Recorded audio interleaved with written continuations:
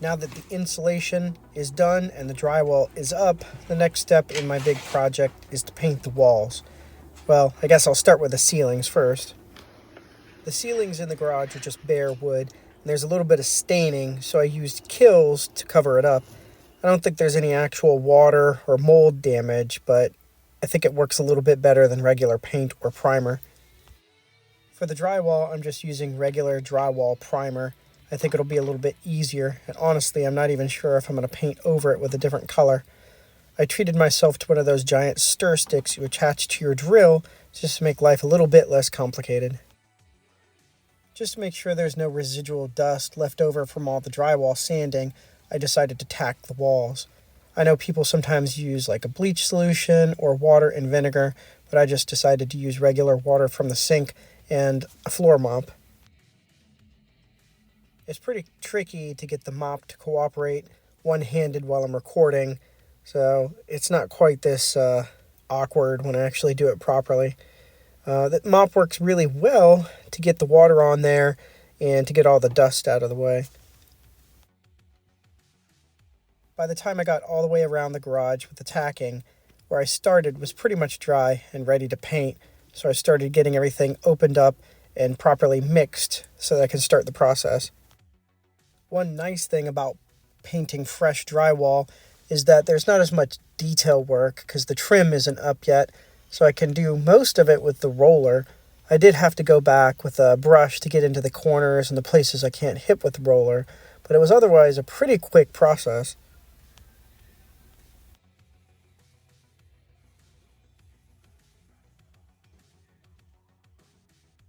Even as I was painting, it was really satisfying to see the progress. I feel like this step, more than anything, made the Cabana House look actually finished. It looks much less like a construction site. Really, the only thing I have left to do is add trim, and I'm honestly not sure I'm going to do it, or if I am, it's not going to be anytime soon.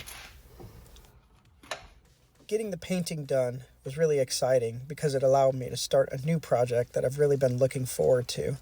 My father-in-law has a Murphy bed from the 1970s, and I've really wanted to rehab it and get it installed. My 5-year-old was excited to help, and the first thing we did was try to sand off some of the old finish and little blemishes and pieces of 3M tape. After that, we tacked it, and then we looked for the studs to figure out where we can put it.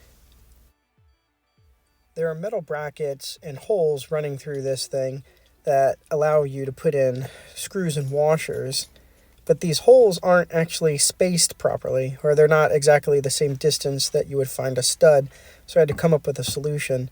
So what I did is cut a piece of 2x4, the length that I needed to install the Murphy bed, and I screwed this thing into the studs, and then I screwed the Murphy bed into the 2x4. That way everything is nice and stable. After getting the Murphy bed painted and installed, the next adventure was finding a mattress that fits it. I learned a lot about mattress sizing in my research, and apparently there's something called a small single, which is a standard mattress site, but it's not frequently produced. The few places I could actually find a small single sold, they were typically sold as a camper or an RV or a yacht mattress, so they were very expensive because they're kind of boutique. So in the end, what I did was buy a regular twin mattress and cut it down to the proper size. You can see here I'm measuring the depth and then getting ready to take the cover off so I can cut it. The cover was a little bit tricky to take off because they removed the pull tab on the zipper. I remedied this by putting a piece of zip tie through it. Inside the cover is a secondary cover that's kind of sock-like. I'm glad they put so much effort into making these things nice, but it is kind of a pain to take them apart. After cutting open the second layer, I finally got to the double mattress or double foam mattress. And according to my research, watching other YouTube videos, the easiest way to get something like this cut is by carefully measuring it and then using a bread knife, because the automatic action of the bread knife cuts through it pretty quickly and leaves a cleaner edge.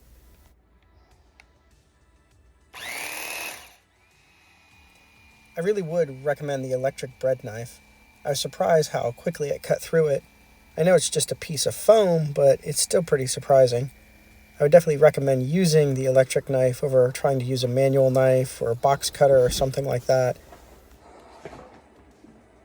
After adjusting both the width and the length, I found that I cut the mattress perfectly, but I found out it was a little bit too perfect. I really hadn't thought about the fact that I have to put sheets on this thing, so it's a perfect fit in the Murphy bed on its own or just bare. So I had to do a little bit of extra trimming, give it some wiggle room so that when I get the fitted sheet and the top sheet and everything, it doesn't pull on anything or stretch anything or nothing gets caught in the hinges. You can see here I'm doing my very first dry fit, and it's pretty exciting that I'm getting this project to work so smoothly, but you can also see when I realize this thing's going to be just way too tight.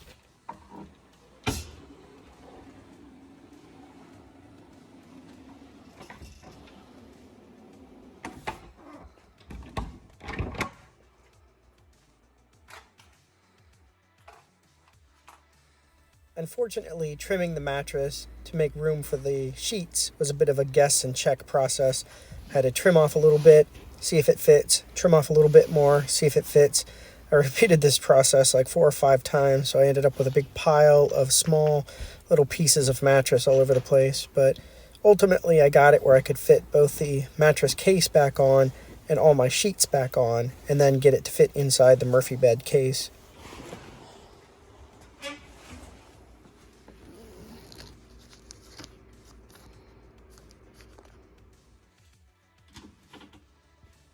In addition to being a fun project, the Murphy bed is actually going to be functional. Because I installed it out in the garage, I'll be able to sleep there without getting disturbed.